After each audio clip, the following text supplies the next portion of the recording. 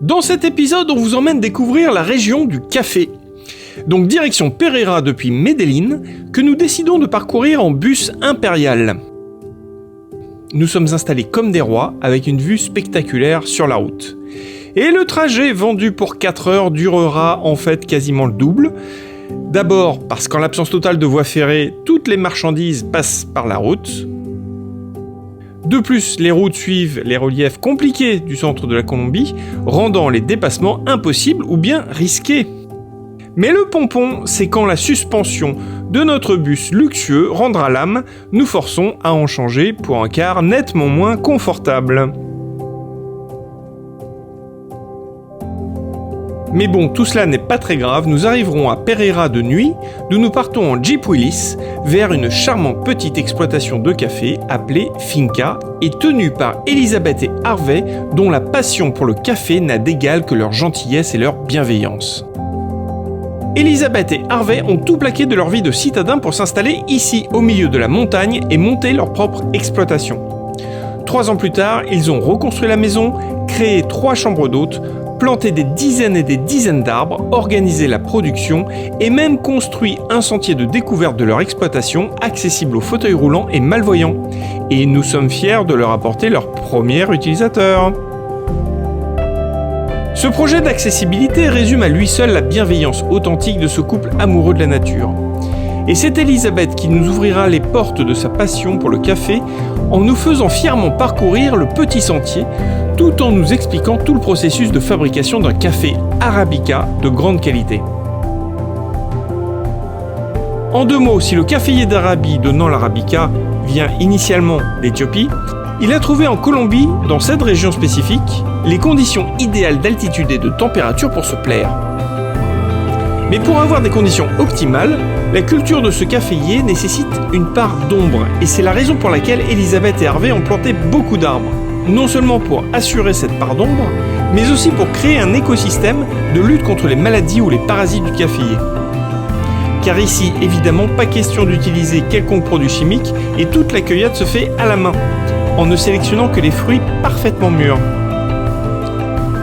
Le fruit, le voici. Sa pulpe est très sucrée et c'est dans cette machine à dépulper qu'elle sera ôtée pour servir plus tard comme engrais naturel.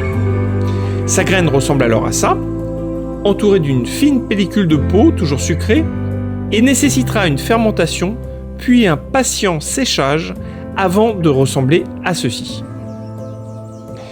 Mais c'est sa torréfaction qui lui donnera son odeur et son goût de café. Nous le goûtons dans les règles de l'art, et très sincèrement, nous découvrons un tout autre café, excellent évidemment. Promis, on vous en ramènera pour vous le faire goûter.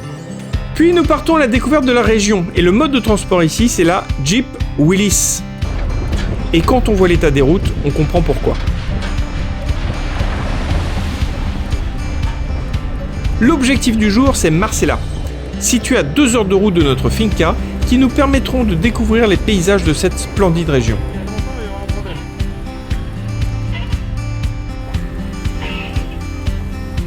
Marcella restera un coup de cœur de notre séjour. Perché en hauteur et organisé autour de sa place Bolivar et de son église, le village est coloré, vivant et authentique.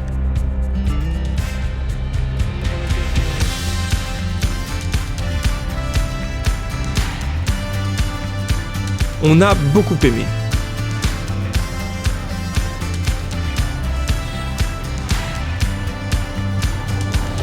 Au retour, je ne résiste évidemment pas à demander de prendre le volant.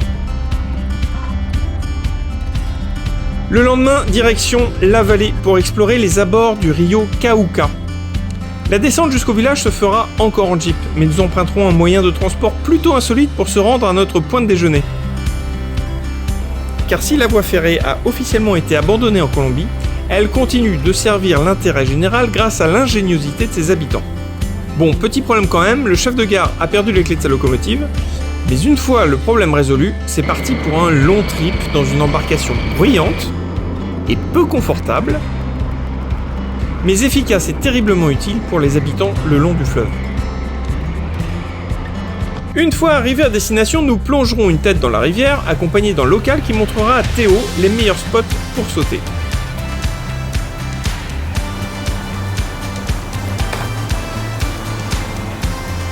déjeuner chez l'habitant, puis retour vers notre finca.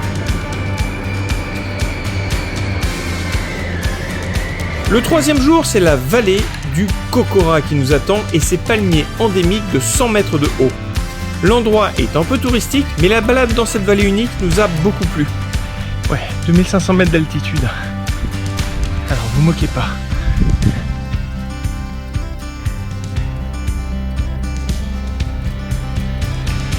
Nous enchaînerons par la découverte de 2 villages. D'abord Salento et sa rue principale commerçante absolument charmante. Puis Finlandia, que nous découvrons après une grosse averse. En toute honnêteté, nous avons préféré l'authenticité de Marcella.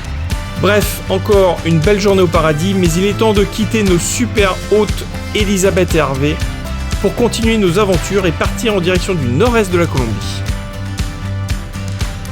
Dans le prochain épisode, on vous emmène découvrir la région désertique et sauvage de la Guajira, à la rencontre de la communauté Wayuu. Alors à très vite les amis!